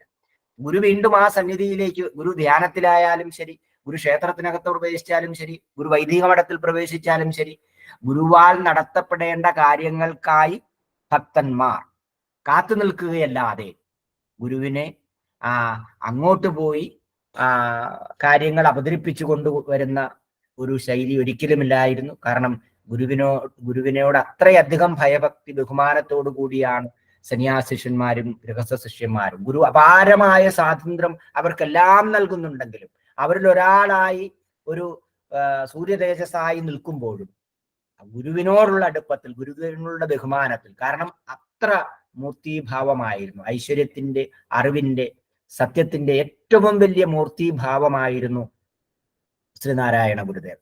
അത് നമുക്ക് അറിയാൻ സാധിക്കണമെങ്കിൽ ഗുരുവിന്റെ കാലഘട്ടത്തിൽ അതിനുശേഷം രചിക്കപ്പെട്ടിട്ടുള്ള ജീവചരിത്രങ്ങളും അതാത് ക്ഷേത്രങ്ങളിലും അതാത് യാത്രാവേളകളിലുമെല്ലാം അതാത് ദേശത്തുണ്ടായിരിക്കുന്ന എഴുതപ്പെട്ടിട്ടുള്ള കാര്യങ്ങൾ അതെല്ലാം ഇന്നും നമുക്ക് ക്രോഡീകരിക്കപ്പെട്ടിട്ടില്ല. എല്ലാം ഒരു ബുക്കിലേക്ക്, ഒരു പുസ്തകത്തിലേക്ക് നമുക്ക് ആക്കാൻ സാധിച്ചിട്ടില്ല എന്ന കാര്യം കൂടി നമ്മൾ മനസ്സിലാക്കണം. അപ്പം ഇത്രയും വർഷങ്ങൾ, ഇത്രയും ജീവിതത്തിലെ സമയങ്ങൾ മുഴുവൻ ജനങ്ങളുടെ ഉദ്ധാരണത്തിനായി, ജനങ്ങളുടെ ആധ്യാത്മിക പുരോഗതിക്കായി, ഭൗതിക പുരോഗതിക്കായി വിനിയോഗിച്ച വിശ്വമഹാഗുരുവിന്റെ അവതാര ലീലകൾ വളരെ അക്ഷരാർത്ഥത്തിൽ ഏടുകളായി കോർത്തിണക്കുവാൻ നമുക്ക് സാധിച്ചില്ല എന്ന് പറയുന്നത് ശ്രീനാരായണ ശിഷ്യ സമൂഹത്തിന്റെ ഏറ്റവും വലിയ പരാജയമാണ് എന്നുള്ള കാര്യത്തിൽ യാതൊരു സംശയമില്ല. ഗുരു ആഗ്രഹിച്ച രീതിയിൽ നമുക്ക്, അല്ലെ, സഹോദരൻ അയ്യപ്പനെ പോലെ 10 പേര് മതിയെന്നുള്ള ഗുരുവിന്റെ വാക്യങ്ങൾക്ക് സമാനമായി വരുവാൻ, ഗുരുവിന്റെ അനുഗ്രഹങ്ങളെല്ലാം ഏറ്റുവാങ്ങിക്കൊണ്ട് പേരിന്റെ തുടക്കത്തിലും അവസാനത്തിലുമെല്ലാം വിദ്യാഭ്യാസ യോഗ്യതകൾ നമ്മൾ എഴുതി ചേർക്കുന്നു. ഗുരുവിന്റെ ആഗ്രഹം അനുസരിച്ച് ഗുരു കൽപ്പിച്ചതുപോലെ ക്ഷേത്രങ്ങൾ നിർമ്മിക്കുന്നു, അവിടെ ഗുരുവിനെ തന്നെ പ്രതിഷ്ഠിക്കുന്നു. ഗുരുവിന്റെ അനുഗ്രഹത്തോടുകൂടി നിങ്ങൾ ഇഷ്ടമുള്ള വസ്ത്രങ്ങൾ ധരിക്കുന്നു, ഇഷ്ടമുള്ള വ്യവസായശാലകൾ സ്ഥാപിക്കുന്നു, ഇഷ്ടമുള്ള കോഴ്സുകൾ തിരഞ്ഞെടുക്കുന്നു. അതായത് നിങ്ങളുടെ ജീവിതത്തിൽ നിങ്ങൾ ഒരിക്കലും സ്വപ്നം കാണാത്ത തലങ്ങളിലേക്ക് ഉയർന്ന നമ്മൾ ഗുരുവിന്റെ കാര്യങ്ങളിൽ, ഗുരു നമുക്കായി കൊണ്ടുവന്ന കാര്യങ്ങളെ അക്ഷരാർത്ഥത്തിൽ വരും തലമുറയ്ക്ക് അതിനെ ശാസ്ത്രീയമായി പഠിക്കുന്ന രീതിയിലേക്ക് കോർത്തിണക്കുവാൻ നമുക്ക് സാധിച്ചു. അങ്ങനെ നമുക്കറിയാം, ഭാരതത്തിന്റെ പല ഭാഗങ്ങളിൽ നിന്നും ശ്രീനാരായണ ഗുരുദേവനെ കാണുവാൻ വന്നവരും ഏറ്റവും അവസാനമായി ഫ്രോയിഡിന്റെ ശിഷ്യഗണങ്ങൾ പോലും ഗുരുവിനെ കാണുവാൻ ആഗ്രഹിച്ചു വന്നിട്ടുണ്ട്. എന്നാൽ രമണ മഹർഷിയെ കണ്ടു മടങ്ങുകയായി. അപ്പം രമണ മഹർഷിയെ ദർശിക്കുവാൻ എത്തിയ, ബംഗാളിൽ നിന്നെത്തിയ കാശിസിദ്ധനാണ് ഇന്ന് നമ്മളുടെ ചർച്ചാ വിഷയം. അങ്ങനെ രമണ മഹർഷിയെ കണ്ട് സംശയങ്ങളൊക്കെ ചോദിക്കുമ്പോൾ ഈ കാശിസിദ്ധനോട് രമണ മഹർഷി പറയുകയാണ്, നിങ്ങളുടെ സംശയങ്ങൾ തീർക്കാൻ, നിങ്ങൾ ഉദ്ദേശിക്കുന്ന രീതിയിൽ കാര്യങ്ങളെ എല്ലാം മനസ്സിലാക്കുവാൻ നിങ്ങൾ കാണേണ്ടത് കേരളത്തിന്റെ തെക്കേ അറ്റത്ത് വിലസുന്ന, ജീവിച്ചരുളുന്ന സന്യാസിവര്യനായ ശ്രീനാരായണ ഗുരുദേവനെയാണ് കാണേണ്ടത്. നമുക്കറിയാമേ, ഏണസ്റ്റ് ക്ലർക്കായാലും കാശിസിദ്ധനായാലും, അല്ലെ, അങ്ങ് വടക്കേന്ത്യയിൽ നിന്ന് വരുന്ന മഹാസാരഥികളെല്ലാം ഗുരുവിനെ കാണുകയാണ്. ഏതായാലും രമണ മഹർഷിയിൽ നിന്ന് കാര്യങ്ങൾ അറിഞ്ഞ് കാശിസിദ്ധൻ നേരെ ഗുരുവിനെ കാണുവാനായി വരുന്നു. കാശിസിദ്ധൻ നേരെ വരുന്നത് ശിവഗിരിയിലാണ്. ശിവഗിരിയിൽ എത്തുമ്പോൾ കാശിസിദ്ധന് മനസ്സിലാകുന്നു ഗുരുദേവൻ ശിവഗിരിയിൽ നിന്ന് ആലുവായിലേക്ക് പോയിരിക്കുന്നു. അന്ന് 2-3 ദിവസമെടുത്ത് കെട്ടുവള്ളത്തിൽ ജലമാർഗം യാത്ര ചെയ്തു വേണം ഓരോ സ്ഥലത്തും എത്താൻ. അങ്ങനെ ശിവഗിരിയിൽ എത്തുന്ന സമയത്ത് കാശിസിദ്ധൻ അറിയുന്നു ഗുരു ആലുവായിലേക്ക് യാത്ര തിരിച്ചു. ദിവസങ്ങൾ ശിവഗിരിയിൽ തങ്ങിയ ശേഷം വീണ്ടും കാശിസിദ്ധൻ യാത്ര ചെയ്ത് ആലുവായിലെത്തുമ്പോൾ കാശിസിദ്ധൻ മനസ്സിലാക്കുന്നു ഗുരുദേവൻ അരുവിപ്പുറത്തേക്ക് യാത്രയായി. അപ്പം അന്ന് സംസ്കൃത ഭാഷയും ബംഗാളി ഭാഷയും മാത്രം വശമുള്ള കാശിസിദ്ധനെ പോലുള്ള ഒരു സിദ്ധൻ ഇത്രയും കേരളത്തിന്റെ തെക്കേ അറ്റത്ത് നിന്ന് വടക്കേ അറ്റത്തേക്കും വടക്കു നിന്ന് വീണ്ടും തെക്കേ അറ്റത്തേക്ക് സഞ്ചരിക്കുക എന്നൊക്കെ വളരെ വളരെ ശ്രമപരമായ കാര്യമാണ്. ഏതായാലും അരുവിപ്പുറത്തെത്തുന്ന സമയത്ത് കാശിസിദ്ധൻ മനസ്സിലാക്കുന്നു ഗുരുദേവൻ തിരുവനന്തപുരത്തെ നമ്മൾ മുമ്പ് കണ്ടിരിക്കുന്ന സുകുമാരകൃത സേവനത്തിനായി പോയിരിക്കുകയാണ് എന്ന് മനസ്സിലാക്കി. അങ്ങനെ കാശിസിദ്ധന്റെ ദിവ്യജ്ഞാന വ്യവസ്ഥയിൽ മനസ്സിലാകുന്നു ഗുരുവിനെ കാണുവാൻ നമുക്കെന്തോ തടസ്സമുണ്ട്. അതുകൊണ്ട് ഏതായാലും തിരുവനന്തപുരത്ത് നിന്ന് നേരെ ശംഖുമുഖം കടപ്പുറത്തേക്ക് കാശിസിദ്ധൻ പോവുകയാണ്. ശംഖുമുഖം കടൽ തീരത്തുള്ള ദേവീക്ഷേത്രത്തിനടുത്തുള്ള കൽമണ്ഡപത്തിൽ 9 ദിവസം ഭക്ഷണവും വെള്ളവും ഒന്നുമില്ലാതെ കാശിസിദ്ധൻ നിരന്തരമായ ധ്യാനത്തിലാണ്. അങ്ങനെ കാശിസിദ്ധന്റെ മനസ്സിലൊരു സങ്കല്പമാണ് വന്നിരിക്കുന്നത്, ഒന്നെങ്കിൽ ഞാൻ ശ്രീനാരായണ ഗുരുദേവനെ കാണും, അല്ലെങ്കിൽ തന്റെ ഭൗതിക ശരീരം താൻ ഇവിടെ വെടിയുമെന്നുള്ള ഉത്തമ വിശ്വാസത്തോടുകൂടി. ഇതാണ് ഈ ശംഖുമുഖം കടൽ തീരത്തെ അന്നത്തെ കൽമണ്ഡപം. ഇന്നിതില്ല. അപ്പം ഇവിടെ വിശ്രമിക്കുന്ന അല്ലെങ്കിൽ നിരന്തര ധ്യാനത്തിൽ ഏർപ്പെടുന്ന കാശിസിദ്ധന്റെ മനസ്സ് വായിച്ച ഗുരുദേവനാണ് പെട്ടെന്ന് ചികിത്സാവിധികളെ മുഴുവൻ നിർത്തിക്കൊണ്ട് നമുക്കൊരു കാറ് വേണം, ആ കാറ് എത്രയും പെട്ടെന്ന് എങ്ങോട്ട് പോകണം, ശംഖുമുഖം കടൽ തീരത്തേക്ക് പോകണം എന്ന് ഗുരു ആവശ്യപ്പെടുന്നു. അങ്ങനെ ചാക്കപ്പാലം കടന്ന് മുന്നോട്ട് വരുമ്പോൾ പേട്ട കക്കാവരയിൽ ഗോവിന്ദൻ ഒരു കട നടത്തുന്നുണ്ട്. ശരിക്കും ഈ കട നടത്തുവാൻ പൈസ നൽകുകയും അനുവാദങ്ങളെല്ലാം നൽകിയതും ഗുരു തന്നെയാണ്. അങ്ങനെ ഒരു പടലപ്പഴം വാങ്ങുവാൻ ഗുരു നിർദ്ദേശിക്കുന്നു. ഗുരുവിന്റെ സന്യാസിവര്യന്മാരും നമ്മുടെ ഭാഗവം വൈദ്യരുടെ കടയിൽ ചെല്ലുമ്പോൾ പഴം താൻ തന്നെ ഗുരുവിന്റെ പാദകാണിക്കയായി വെച്ചുകൊള്ളാമെന്ന് പറഞ്ഞുകൊണ്ട് ഗുരുവിന്റെ പാദകാണിക്കയായി ആ ഫലം കൊണ്ടുവന്ന് സമർപ്പിക്കുന്നു. അതുമായി കാറ് നേരെ ശംഖുമുഖത്തേക്ക് പോവുകയാണ്. അങ്ങനെ കാശിസിദ്ധൻ നിരന്തര ധ്യാനത്തിൽ നിന്ന് ഉണരുന്നു. ഗുരുവിന്റെ മുന്നിൽ സാഷ്ടാംഗം പ്രണമിക്കുന്ന ഈ കാശിസിദ്ധനെ ഗുരുവും അനുഗ്രഹിച്ച് ആ കാറിൽ തന്നെ ശിവഗിരിയിലേക്ക് വരുന്നു. അങ്ങനെ 4 ദിവസം ഈ കാശിസിദ്ധൻ ശിവഗിരിയിൽ താമസിക്കുകയാണ്. സംഭാഷണം സംസ്കൃതത്തിലാണ്. അങ്ങനെ ഗുരുവുമായി സംസാരിച്ചതിന് ശേഷം കാശിസിദ്ധൻ വെളിയിൽ വരും. വെളിയിൽ വന്ന് ശിവഗിരി സംസ്കൃത പാഠശാലയിലെ ഗഡ്മാസ്റ്ററായിരുന്ന VP നാരായണൻ ഈ കാശിസിദ്ധൻ എന്താണ് ഗുരുവുമായി സംസാരിച്ചത് എന്ന് സംസ്കൃതത്തിൽ ഈ ഇദ്ദേഹത്തോട് പറയും. അത് അദ്ദേഹം മലയാളത്തിൽ തർജ്ജിമ ചെയ്യും. അങ്ങനെയാണ് ഗുരുവിന്റെ സന്യാസ ശിഷ്യന്മാരും ഗൃഹസ്ഥ ശിഷ്യന്മാരും കാശിസിദ്ധനുമായിട്ടുണ്ടായിരുന്ന കാര്യങ്ങൾ പറയും.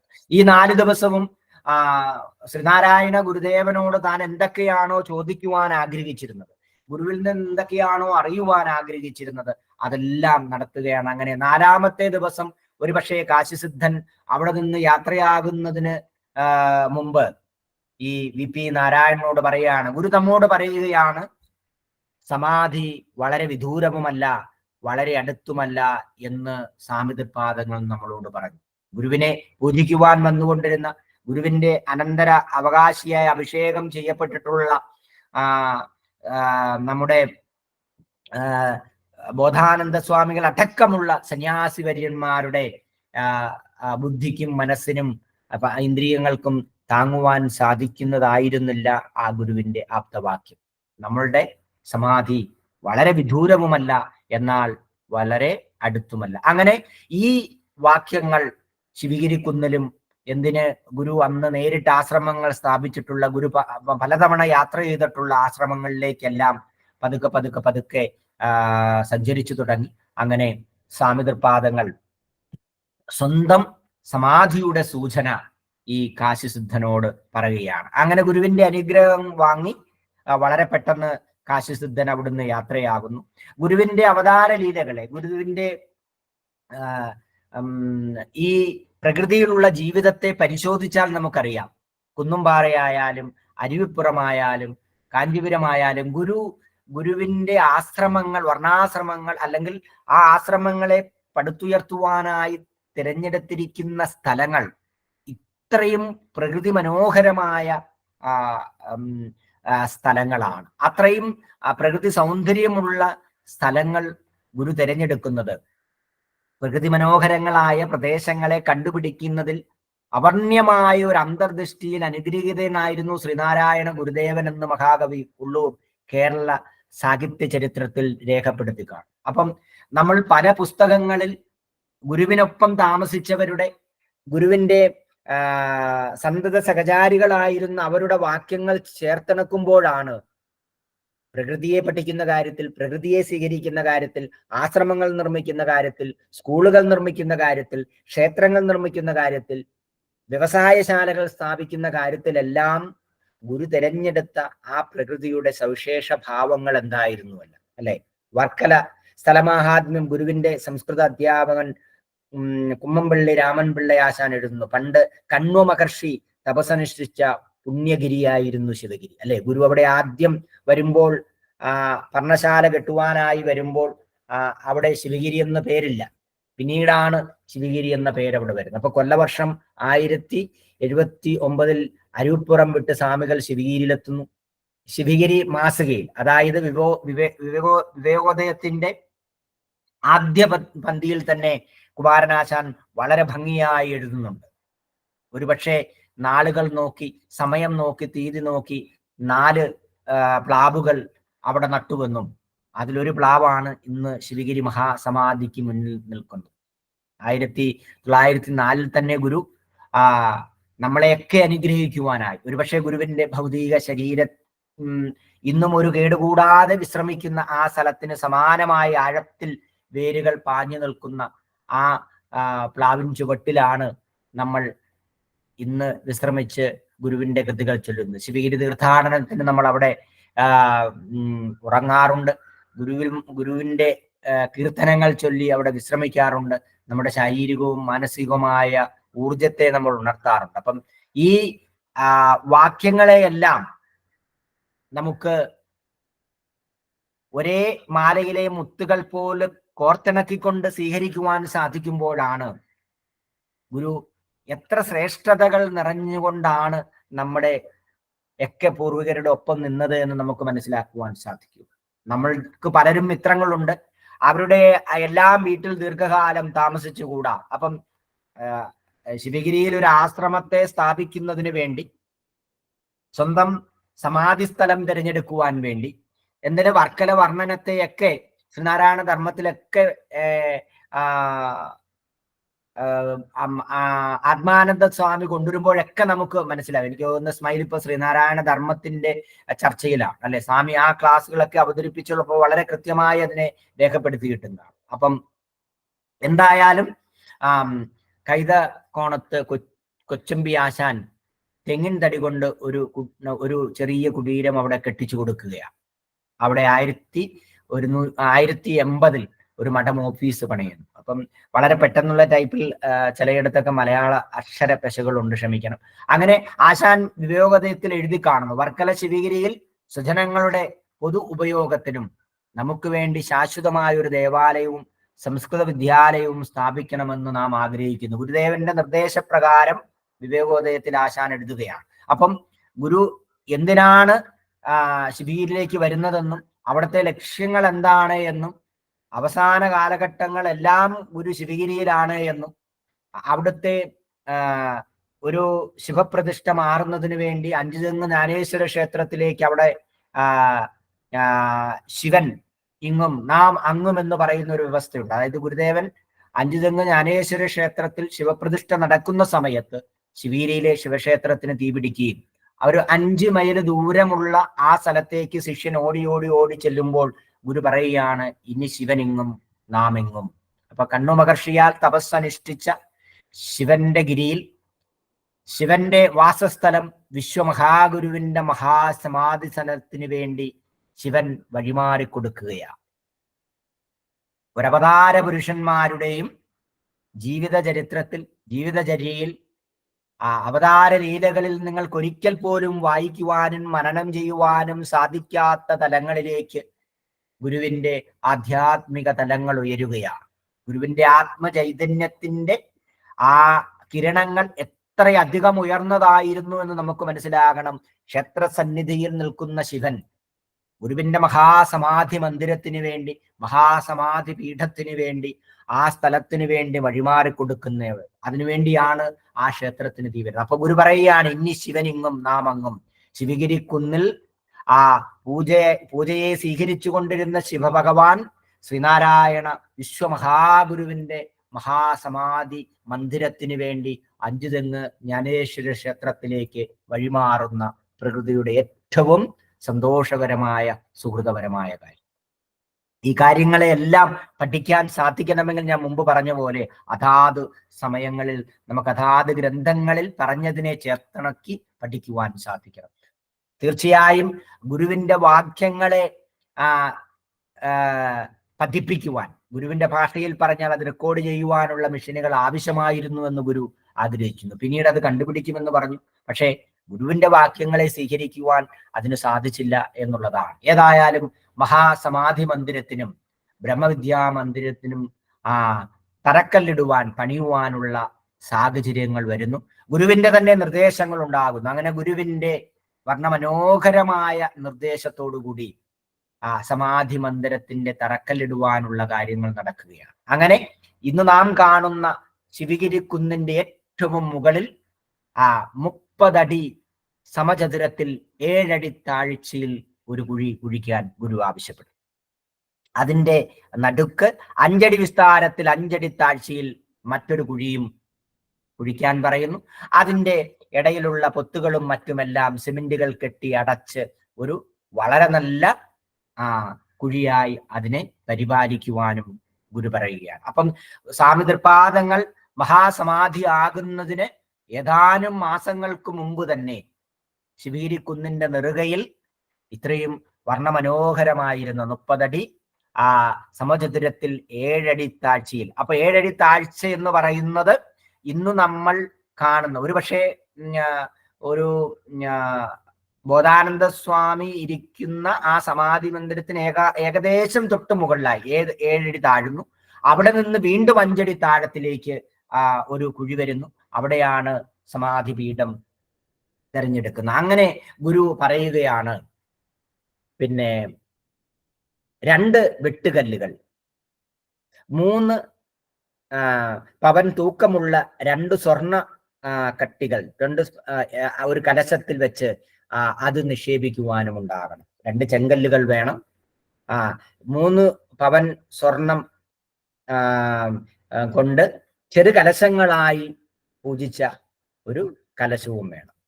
ഈ കുഴിക്ക് പാകമായ ഒറ്റ മൂടിക്കല്ല്, അതായത് 30 അടി വിസ്താരത്തിൽ മൂടാൻ പറ്റിയ ഒറ്റക്കല്ല് ഗുരുവിന്റെ നിർദ്ദേശപ്രകാരം പി കൃഷ്ണന്റെ വസതിയിൽ ഗുരു പറഞ്ഞു വെക്കുകയും ചെയ്തു. ഇതൊരു സമാധി പീഠം മൂടുവാൻ നല്ലതാണ് എന്ന് പറയുന്നു. അത് അങ്ങോട്ട് കൊണ്ടുവരികയുമാണ്. അങ്ങനെ 1103 ഇടവം പകുതി കഴിഞ്ഞപ്പോൾ അസുഖം വർദ്ധിക്കുന്നു.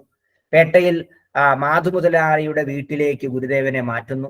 നാഗർകോവിലെ പുത്തേരി ആശുപത്രിയിൽ നിന്നും ഡോക്ടർ നോബിൾ, നെയ്യൂർ ആശുപത്രിയിലെ ഡോക്ടർ സോമർവെല്ലിനെയും വരുത്തി. അപ്പൊ ഈ ഗുരുദേവനെ പോലെ തേജസ്വിയായ ഒരു സന്യാസി വര്യനെ ഇതിനു മുമ്പ് കണ്ടിട്ടില്ല എന്ന് ഗുരുവിനെ ചികിത്സിച്ചവരെല്ലാം പറയും. പലപ്പോഴും ഗുരുവിന്റെ അനുവാദം കൂടാതെ ഗുരുവിന്റെ ശരീരത്തിലെ ഒരുപക്ഷെ തന്റെ പാണ്ഡിത്യത്തെയും ഗുരുവിനെ ചികിത്സിക്കുവാൻ കിട്ടിയ ഒരു അനുവാദം അല്പം തെല്ല അഹങ്കാര ഭാവത്തോടു കൂടി ഗുരുവിനെ സമീപിക്കുമ്പോൾ ഗുരുവിന്റെ നാഡീഞരമ്പുകളോ ഗുരുവിന്റെ നാഡിയോ അല്ലെങ്കിൽ മറ്റ് യന്ത്രസാമഗ്രികൾ ഉപയോഗിച്ചോ ഗുരുവിനെ പരിശോധിക്കുവാൻ സാധിച്ചിട്ടില്ല. അങ്ങനെ സോമർവെല്ല് പറയുകയാണ്, നാഡീഞരമ്പുകളെല്ലാം സ്വന്തം നിയന്ത്രണത്തിൽ നിർത്തിയിരിക്കുന്ന ഭാരമായ ഒരു സന്യാസിവര്യനാണ്. ഗുരുവിന് യാതൊരു ശാരീരിക രോഗവുമില്ല, ഗുരുവിന് യാതൊരു പ്രശ്നങ്ങളുമില്ല. ഗുരു തികഞ്ഞ ആരോഗ്യവാനാണ്. അപ്പോൾ ഗുരുവിന്റെ മഹാസമാധിയിലേക്ക് ശാരീരികമായ പ്രശ്നങ്ങളിലൂടെ കടക്കുകയാണ് എന്ന് നമ്മളെയൊക്കെ ധരിപ്പിക്കുമ്പോഴും അവതാര ലീലകളുടെ അവസാന കാലഘട്ടത്തിൽ തനിക്ക് യാതൊരു പ്രശ്നമില്ലെന്നും അന്നത്തെ വൈദ്യശാസ്ത്രത്തെ മുഴുവൻ പഠിച്ച നിരവധി, അതായത് സിദ്ധ, ആയുർവേദ, ആധുനിക വൈദ്യശാസ്ത്രത്തിലെ പണ്ഡിതന്മാരും വിദഗ്ധന്മാരും വൈദ്യവിശാരദന്മാരെ കൊണ്ട് സർട്ടിഫിക്കറ്റ് നൽകിക്കൊണ്ട് വീണ്ടും വീണ്ടും ഗുരു നമ്മളെ ബോധിപ്പിക്കുകയാണ് ഇതെല്ലാം ഭക്തരുടെ ആവശ്യത്തിന് വേണ്ടി. അവസാന കാലഘട്ടത്തിൽ തന്നെ ചികിത്സിക്കുവാനും പലരുടെയും ഭവനത്തിൽ നമുക്ക് എത്തുവാൻ അവിടെ ഗുരു അല്പം കൂടി ഉയർന്നു നിന്നുകൊണ്ട് മറ്റൊരു തലത്തിലേക്ക് വരികയാണ്. ഡോക്ടർ സോമവെല്ലിന് ഇക്കിള് രോഗമുണ്ടായി. അദ്ദേഹം മരുന്നുകളൊന്നും കഴിച്ചിട്ട് മാറുന്നില്ല. അങ്ങനെ ഗുരു പറയുന്നു, പിറുത്തിച്ചക്കയുടെ നീര് കൊണ്ടുപോവാ, കൈതച്ചക്കയുടെ നീര് കൊണ്ടുവരാൻ പറയുന്നു. അങ്ങനെ അത് ഒരു തുടം കഴിക്കുവാൻ സോമവെല്ലിനോട് ഗുരു പറയുന്നു. അത് കഴിച്ചതോടുകൂടി അദ്ദേഹത്തിന്റെ ഇക്കിള് മാറുകയും ചെയ്തു. അതിനുശേഷം ഗുരുവിനെ ചികിത്സിക്കാൻ വന്നിരിക്കുന്ന എല്ലാ ഭിഷഗ്വരന്മാരും ഗുരു വിശ്രമിക്കുന്ന വൈദിക മഠത്തിന്റെ വാതിലിൽ തൊട്ടു വണങ്ങിയ ശേഷം സാഷ്ടാംഗം പ്രണമിച്ചതിനു ശേഷമാണ് ഗുരുവിന്റെ മുറികളിലേക്ക് കിടക്കാറുള്ളത്. പല ചരിത്ര രേഖകളിലും നമുക്ക് വായിക്കുവാൻ സാധിച്ചിട്ടുണ്ട്. ഗുരു ധ്യാനിക്കുമ്പോൾ ഭാർഗവം വൈദ്യരൊക്കെ അതിനുദാഹരണമാണ്. വൈദിക മഠത്തിൽ ഗുരു രാത്രിയിൽ എന്താണ് ചെയ്യുന്നത്, ഗുരുവിന്റെ ധ്യാന സമയത്ത് എന്താണ് സംഭവിക്കുന്നത് എന്നറിയുവാൻ കട്ടിലിന്റെ അടിയിൽ ഒളിച്ച ഭാർഗവൻ വൈദ്യർക്ക് ഗുരു ധ്യാനത്തിൽ ലയിക്കുവാൻ തുടങ്ങുന്ന സമയത്തു തന്നെ വൈദിക മഠത്തിന്റെ മുറിയിലെ താപനില ഒരു മനുഷ്യന് താങ്ങാവുന്നതിലും ഉയർന്നു കഴിഞ്ഞപ്പോൾ പെട്ടെന്ന് ഭാർഗവൻ വൈദ്യർ കട്ടിലിന്റെ അടിയിൽ നിന്ന് എഴുന്നേൽക്കുകയും റൂമിന് വെളിയിലേക്ക് പോകുവാൻ ശ്രമിക്കുന്നു. അപ്പം ഗുരു തമാശയോടുകൂടി സ്വന്തം സ്വയസിദ്ധമായ രീതിയിൽ പറയുന്നു, ഭാർഗവൻ ഇതിനടിയിലുണ്ടായിരുന്നു, നാം അറിഞ്ഞില്ലല്ലോ എന്ന്. അതപ്പം ഗുരുവിനെ പരീക്ഷിക്കുന്നതൊക്കെ തന്റെ ത്രികാല ജ്ഞാനം കൊണ്ട് വളരെ കൃത്യമായി അറിഞ്ഞിരുന്ന ആ മഹാഗുരു സ്വന്തം ശിഷ്യഗണങ്ങളുടെയും 9ാമത്തെ വയസ്സിൽ കൊലത്തുകരക്കോവിൽ നിന്നും ഗുരുവിന്റെ കൈപിടിച്ച് വന്ന, ഒരുപക്ഷെ ഏറ്റവും കൊലത്തുകരക്കോവിൽ നിന്ന് വന്ന ഏറ്റവും അധിക സമയം ഗുരുവിനൊപ്പം നിൽക്കുവാനും ഗുരുവിന്റെ നിർദ്ദേശപ്രകാരം വൈദ്യവൃദ്ധിയിലേക്ക് വരുവാനും ധാരാളം നമ്മളോട് പറയേണ്ട ധാരാളം സന്ദേശങ്ങൾ വളരെ കൃത്യമായി ഭാർഗവൻ വൈദ്യരിലൂടെയാണ് ഗുരു പറഞ്ഞത്. അങ്ങനെ ഏതായാലും ശിവേരിയിൽ വീണ്ടും മടങ്ങിയെത്തിയ ഗുരുവിനെ കാണുവാൻ കോട്ടയത്ത് നിന്ന് വയസ്കര മൂസ് വരുന്നു. അദ്ദേഹത്തിന്റെ ഭാഗ്യക്കേടോ എന്തോ ഗുരുവിന് മൂത്ര തടസ്സത്തിന് ഈ കോട്ടയത്തെ വയസ്കര മൂസ് മരുന്ന് കൊടുത്തു. പക്ഷെ മൂത്ര തടസ്സം കൂടി. അപ്പം ഗുരു സ്വസിദ്ധമായ ശൈലിയിൽ പറയുകയാണ്, മരുന്ന് കൊള്ളാം, മൂത്ര തടസ്സത്തിനുള്ളത് തന്നെ. കാരണം മരുന്ന് കൊണ്ട് മൂത്ര തടസ്സം കൂടുകയാണല്ലോ ചെയ്തത്. അപ്പൊ അത് ശരിയാണ്, മരുന്ന് വളരെ കൃത്യമാണ്, മൂത്ര തടസ്സത്തിനുള്ളത് തന്നെയാണ്. അപ്പം അപ്പോൾ കൂടെ നിൽക്കുന്ന ഓരോരുത്തരും അവരെല്ലാം ഗുരുവിന്റെ ശാരീരിക രോഗത്തിൽ ദുഃഖിതരാണ് എങ്കിലും ഗുരു ഓരോ ശുഭമുഹൂർത്തത്തിലും ഓരോരുത്തരുടെ വരവും അവരുടെ പ്രവർത്തികളെയും എല്ലാം ആനന്ദത്തോടു കൂടിയാണ് സ്വീകരിച്ചിരുന്നത് എന്ന് നമുക്കറിയാൻ സാധിക്കും. അങ്ങനെ വരും ദിവസങ്ങളിൽ സമാധിയെ മുന്നിൽ കണ്ടുകൊണ്ട് ഗുരുദേവൻ വളരെ ആനന്ദത്തോടു കൂടി, ഗുരു തന്നെ പറയുന്നുണ്ട്, കന്നി 5 നല്ല ദിവസമാണ്, നമുക്ക് നല്ല സുഖം തോന്നുന്നു. അത്ര നല്ല സുഖം തോന്നുന്ന ആ വ്യവസ്ഥയിലേക്ക് വരുവാനായി ഗുരു ആഹാരത്തിന്റെ അളവുകൾ കുറച്ച് ദിവസം കൂടെ കഴിഞ്ഞപ്പോഴത്തേക്കും പാലും പഴങ്ങളും എല്ലാം വർജിച്ചു. ചൂടാക്കിയ ജീരകവെള്ളം മാത്രം കുറേശ്ശെ കുടിച്ചുകൊണ്ടുമിരിക്കുന്നു. അപ്പൊ ഈ മഹാസമാധിയുടെ അഗാധ തലങ്ങളിലേക്ക് പോകുവാൻ നമ്മളുടെ ശരീരത്തിൽ മറ്റ് ശരീരം പോലെ അണുക്കൾ കടന്നുകൊണ്ട് അതിനെ നശിപ്പിക്കാതിരിക്കാൻ വേണ്ടിയിട്ട് എന്തു സംഭവിക്കുന്നു? മലങ്ങൾ ഇല്ലാതാക്കുവാനായി ഗുരു മലാവസ്ഥയെ പോലും മാറ്റിക്കൊണ്ട് വളരെ വളരെ ഭംഗിയായ ഒരു ശരീര വ്യവസ്ഥയിലേക്ക്, സമാധി വ്യവസ്ഥയിലേക്ക് പോകുവാൻ ഗുരു ആഗ്രഹിക്കുകയാണ്. അപ്പൊ അങ്ങനെ നിൽക്കുന്ന ഗുരുവിന് അവസാനമായി ഒരു സ്വന്തം മുഖമൊന്ന് ഷേവ് ചെയ്യുവാനുള്ള ആഗ്രഹം ഉണ്ടാവുകയാണ്. അങ്ങനെ ഷേവ് ചെയ്യാനായി ആഗ്രഹം പ്രകടിപ്പിക്കുന്നു. അതിനടുത്തുള്ള ഷേവ് ചെയ്യുന്ന വ്യക്തിയെ കൊണ്ടുവരുന്നു. പുതിയ കത്തി വാങ്ങി ഷേവ് ചെയ്യിപ്പിച്ചു. എന്നിട്ട് കത്തി ശുരകന് തന്നെ, അദ്ദേഹത്തിന് തന്നെ സമ്മാനിച്ചതിന് ശേഷം പറയും, ഇനി ഈ കത്തി കൊണ്ട് ആവശ്യമില്ല എന്ന്. അങ്ങനെ ഗുരുവിന്റെ അവതാര ലക്ഷ്യങ്ങൾ സമാപിച്ചുകൊണ്ട് ഗുരു മുന്നോട്ടുള്ള യാത്രയിൽ എപ്പോഴൊക്കെ തന്റെ കാര്യങ്ങൾ നടക്കുമെന്ന് സൂചിപ്പിക്കുന്നുണ്ട്. അങ്ങനെ നടരാജ ഗുരു 1928 മെയ് 20 യൂറോപ്പിലേക്ക് പോകുവാൻ യാത്ര അനുമതി തേടുമ്പോൾ, ഞാൻ പറഞ്ഞു പ്രത്യേകമായി ഈ വർഷങ്ങൾ നിങ്ങൾ എഴുതി സൂക്ഷിച്ചാൽ വളരെ നല്ലതാണ്. തീർച്ചയായും ഗുരുവിന്റെ മത്സര പരീക്ഷകളിൽ ഇതുണ്ടാവും. യാത്രാനുമതി നേടുന്നു. എന്നാണ് മടക്കം എന്ന് ചോദിക്കുമ്പോൾ 8 മാസം കഴിഞ്ഞാണ് മടങ്ങുന്നത്, അതുവരെ അവിടെ കാര്യങ്ങളുണ്ട് എന്ന് പറയുമ്പോൾ ഗുരു അല്പമൊന്ന് ധ്യാനത്തിൽ ഇരുന്നതിന് ശേഷം പറയും, 4 മാസം കഴിഞ്ഞ് മടങ്ങേണ്ടി വരും. അങ്ങനെ 4 മാസം കഴിഞ്ഞ് കൃത്യമായി നിങ്ങൾ കണക്ക് കൂട്ടിയാൽ അറിയാം അത് കന്നി 5 ആണ്. അതിനു മുമ്പ് അവിടെ വരേണ്ടിയും വരും. അങ്ങനെ ശ്രീനാരായണ ഗുരുദേവന്റെ ശിഷ്യന്മാരിൽ ഏറ്റവും പ്രഗത്ഭനായിരുന്നു, പണ്ഡിതനായിരുന്നു ആത്മാനന്ദ സ്വാമി. ഒരുപക്ഷെ ഗുരുക്കൾ എന്ന പേരുകൊണ്ട് സ്വാമിതൃപാദങ്ങൾ വിശേഷിപ്പിച്ചിരുന്ന ഒരു സന്യാസി വര്യനായിരുന്നു ആത്മാനന്ദ സ്വാമി. ആ ആത്മാനന്ദ സ്വാമി വടക്കേ മലബാറിൽ നിന്ന് ഇറങ്ങിയ ഒരു പത്രം വായിച്ചതിനു ശേഷം ഗുരുദേവന്റെ ഈ വൈദിക മഠത്തിലേക്ക് കടന്നിട്ട് അല്പം സന്ദേഹത്തോടുകൂടി ഈ അന്ന് ആത്മാനന്ദ സ്വാമി വായിച്ച പത്രവാർത്ത എന്ന് പറയുന്നത്, ഞാൻ മുമ്പ് സൂചിപ്പിച്ച ഗുരു ഒരു മജീഷ്യനായിരുന്നു, ആ കഴിവ് ഗുരുവിന് നഷ്ടപ്പെട്ടിരിക്കുന്നു. അതുകൊണ്ടാണ് സ്വന്തം രോഗത്തെയും, മാത്രമല്ല ഗുരു മറ്റ് പല സന്ദർഭങ്ങളിലും എല്ലാവരെയും ദർശിക്കുവാൻ അനുവാദം കൊടുത്തിരുന്നില്ല. ശരിക്കും ഗുരു ദർശിക്കാൻ അനുവാദം കൊടുക്കാതിരുന്നതല്ല, ഗുരുവിന്റെ സന്യാസിവര്യന്മാരും ഗൃഹസ്ഥാശ്രമികളും ഗുരുവിന് വയ്യ എന്നുള്ള ഒരു ധാരണയിൽ ഗുരുവിനെ കാണാൻ വരുന്നവരെ കാണാൻ അനുവദിക്കാതെ, അതായത് അവരുടെ വ്യക്തിപരമായ പ്രശ്നങ്ങൾ ഗുരുവിലേക്ക് അവതരിപ്പിക്കുവാൻ അവസരം കൊടുക്കാതെ നിൽക്കുകയാണ്. അങ്ങനെ ഏതാണ്ട് 2-3 ദിവസങ്ങൾക്ക് മുമ്പ് വളരെ ദൂരത്തു നിന്ന് ചിറയൻകീഴ് ഭാഗത്തു നിന്ന് വരുന്ന ഒരു ഭഗീരഥി എന്നറിയപ്പെടുന്ന പെൺകുട്ടിയെ തന്നെ കാണുവാൻ അനുവാദം കൊടുക്കണം, മറ്റൊരാൾക്കും അനുവാദം കൊടുക്കണ്ട എന്ന് വളരെ രൂക്ഷഭാവത്തോടു കൂടി, കാരണം അത്രയും നാള് സ്വന്തം ഗുരുവിനൊപ്പം സഞ്ചരിച്ച് ആത്മാനന്ദ സ്വാമിയുടെ മനസ്സിൽ അങ്ങനെ സന്ദേഹം വരുവാൻ പാടില്ല. ആ ഭാവത്തെ തന്നെ മനസ്സിലാക്കിക്കൊണ്ടാണ് ഈ ആത്മാനന്ദ സ്വാമി കാഞ്ചീപുരത്ത് സ്വന്തം കൈപ്പടയിൽ എഴുതിയിട്ടുള്ള ലേഖനത്തിൽ അത് വ്യക്തമാണ്. തന്റെ മനസ്സിലുണ്ടായ സന്ദേഹത്തിന്റെ അല്ലെങ്കിൽ ആ അറിവില്ലായ്മയുടെ മൂർത്തിഭാവവും അത് തികഞ്ഞ ഭാവത്തിൽ മനസ്സിലാക്കിയ ഗുരുവിന്റെ നോട്ടത്തിന്റെ ഭാവവും എല്ലാം അദ്ദേഹം വളരെ ഭംഗിയായി അവതരിപ്പിച്ചിട്ടുണ്ട്.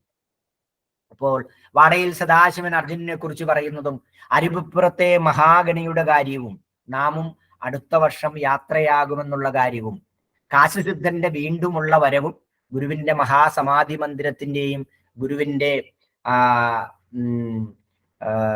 സർവമത പാഠശാലയുടെ തറക്കല്ലിടിയിലുമെല്ലാം നമുക്ക് അടുത്ത വ്യാഴാഴ്ചത്തിലേക്ക് മാറ്റാം. വളരെ ഗുരുവിന്റെ മഹാസമാധിയെ സംബന്ധിച്ചിടത്തോളം പ്രൗഢോജ്വലമായ ചരിത്രരേഖകളിൽ കൂടിയാണ് നമ്മൾ പോകുന്നത്. ഇതേ രീതിയിൽ തന്നെ നമുക്ക് പോകാം. ഏതായാലും അടുത്ത ക്ലാസ്സിന് മുമ്പ് ശനിയാഴ്ച കന്നി 5 കഴിയും. ഇനി ഇത് ഇച്ചിരിയൂടെ വിശദമായി എന്താണ് സമാധി, എന്താണ് മഹാസമാധി, എന്താണ് നിർവികൽപ്പ സമാധി എന്നെല്ലാം പഠിക്കണമെന്നുള്ളവർക്ക് ഞാൻ ശനിയാഴ്ച രാവിലെ 10:30 കട്ടപ്പന ശാഖയിലും അതിനുശേഷം 1 മണിക്ക് കൊച്ചുതോവാളയിലും ഉണ്ടാവും. ആ പരിസരത്തൊക്കെ ഉള്ളവർക്ക് വരാം. നമുക്കിത് അല്പം കൂടെ ഇത് നമ്മൾ 1 മണിക്കൂർ കൊണ്ടാണെങ്കിൽ അത് 2.5 മണിക്കൂറുള്ള ചർച്ചയാവാം. നിങ്ങൾക്കറിയാവുന്നത് ഞാൻ അറിയുന്നതും സമന്വയിപ്പിച്ചുകൊണ്ട് ഗുരുവിന്റെ മഹാസമാധിയുടെ വർണ്ണമനോഹരമായ ആ അവതാര ചരിത്രങ്ങൾ നമുക്ക് ചർച്ച ചെയ്യാം. കുട്ടി സാധനയിലേക്ക് പോകേണ്ട സമയമായി. എല്ലാവരുടെയും അനുവാദത്തോടുകൂടി ഇന്ന് സമാധിയുടെ വിഷയമാണെന്ന് പറഞ്ഞുകൊണ്ട് എനിക്കറിയാവുന്ന ഒത്തിരി പേർക്ക് ഞാൻ അത് ലിങ്കൊക്കെ ഇട്ട് ഷെയർ ചെയ്തിരുന്നു. പക്ഷെ എന്നിട്ടും നമ്മുടെ മഹാസമാധിയുടെ ക്ലാസ്സിൽ പോലും 100ന്റെ മേളിലേക്ക് നമ്മുടെ അംഗങ്ങൾ കയറിയില്ല.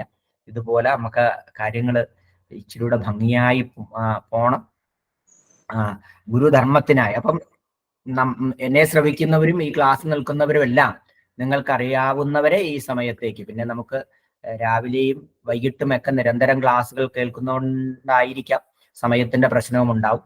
ഏതായാലും സമാധി സുദിനത്തിന് മുന്നിലായി ഇങ്ങനെ ഒരു ചർച്ച നടത്തുവാനും ആ കാര്യങ്ങൾ നിങ്ങളോടൊപ്പം പങ്കുവയ്ക്കുവാൻ അവസരം നൽകിയ മഹാഗുരുവിന് മുന്നിൽ സാഷ്ടാംഗം പ്രണമിച്ചുകൊണ്ട് എന്നെ സതതം ശ്രവിച്ച എല്ലാ ശ്രീനാരായണർക്കും നന്ദി രേഖപ്പെടുത്തിക്കൊണ്ട് ഞാൻ ക്ലാസ്